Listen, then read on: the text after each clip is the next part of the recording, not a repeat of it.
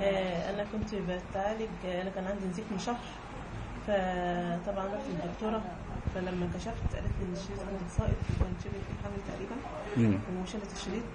فجيت بعديها ادتني شريط برشام وقالت لي ان انت تمشي عليه وبلاش تركيب الشريط دلوقتي. فطبعا خدت شريط البرشام دوت ومشيت عليه. استنيت بعديها بعد ما خلص شريط البرشام بعديها ب4 ايام نزلت الدوره عادي.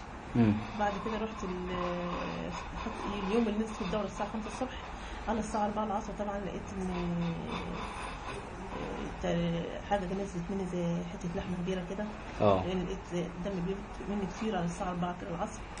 فببص داخله الحمام لقيت حاجه نازله مني نطه كده، وشبه زي ما تكون ولاده كده، حاجه زي كده يعني. حاسه ان انا مش طبيعيه.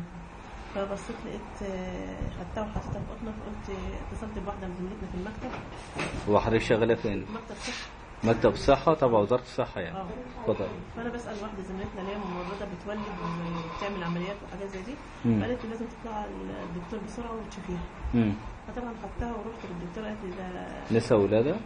دكتوره نسا في جامعه النادي جنبينا. فقالت لي دوت المفروض كان يتعمل لك عمليه وتنظيف تحت، لان دوت جدار الرحم نزل. تمام ما شاء الله. بتقول لي هو جدار الرحم هو اللي نزل. طيب تمام.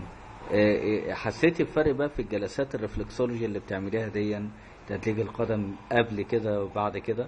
يعني حسيت براحه شويه. تمام الحمد لله رب العالمين. واتفاجئتي بقى موضوع ان ازاي الرحم اتنظف ونزل من غير عمليه جراحيه ولا الكلام ده كله؟ طب الحمد لله رب العالمين. هو مين بقى بيعالجك؟ الدكتور سعد المصري. مش دكتور ولا حاجه، سعد المصري على طول.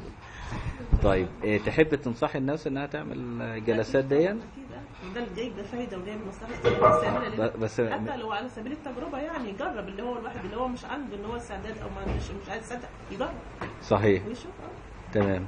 احسن من العلاج الكيماوي يعني. اكيد طبعا. اديك انت طبعا عايشه في التجربه دي يعني. هي كذا سنه باخد علاج وكله مسكنات. كلها مسكنات.